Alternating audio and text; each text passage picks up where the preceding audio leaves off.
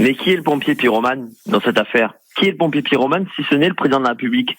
Si nous sommes dans une situation où il est le président de l'injustice et du désordre, c'est sa faute. Si aujourd'hui le pays est ingouvernable, c'est parce qu'il n'a pas eu de majorité à l'Assemblée nationale, parce qu'il n'a pas su convaincre les Français. Alors évidemment, y compris dans ma circonscription, il n'y a plus de carburant. Vous voyez, le bac est perturbé. Il y a tout qui dégénère. Mais c'est cette situation où il n'écoute pas les Français depuis le début. Et donc cette motion de censure, c'est le moyen de le faire écouter les Français. Il y a un conflit entre le gouvernement et le Parlement. Ce conflit doit être à terme tranché par une dissolution si cet après-midi, il y a une censure.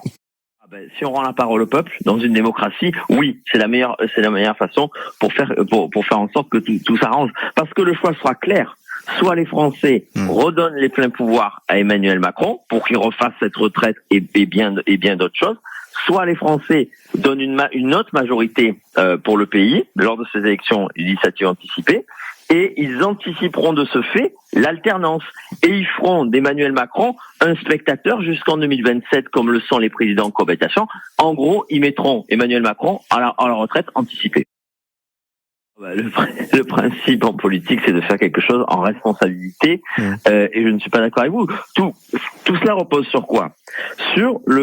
Uniquement sur le fait qu'une majorité de députés LR finissent par avoir le courage de voter cette motion de censure, c'est-à-dire d'être cohérents avec ce pourquoi ils ont été votés, c'est-à-dire s'opposer au gouvernement et à Emmanuel Macron. Donc tout dépend de la lâcheté et de la trahison d'une partie des électeurs LR envers leurs propres électeurs. Donc nous serons cohérents avec nous-mêmes, nous voterons toutes les motions de censure parce que nous voulons tout simplement faire tomber cette réforme injuste et inefficace et faire tomber du même coup ce gouvernement injuste et inefficace.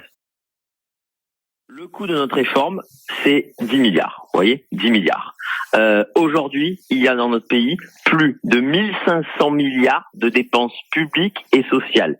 Vous pensez que les 10 milliards d'économies, on est obligé de les prendre dans la poche des retraités, plutôt que de le prendre dans la poche des fraudeurs, plutôt que de le prendre dans les gaspillages.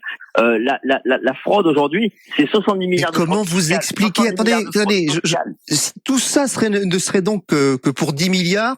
Ce désordre en France ne serait que pour 10 milliards, alors qu'on emprunte. Malheureusement, oui. Mais on emprunte 30.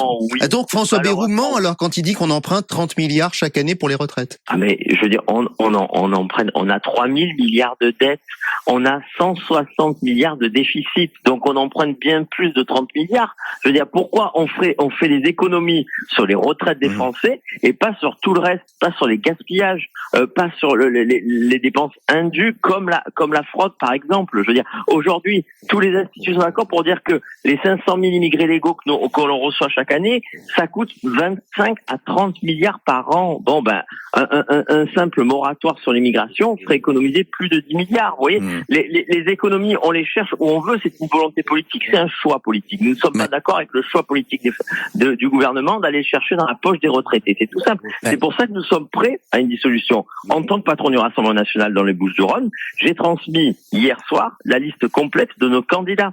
Et l'objectif de cette dissolution, s'il y en a une, c'est d'être majoritaire. Majoritaire dans les Bouches-du-Rhône, majoritaire dans la région, majoritaire en France, pour mettre en place une nouvelle majorité et donc un nouveau projet pour la France.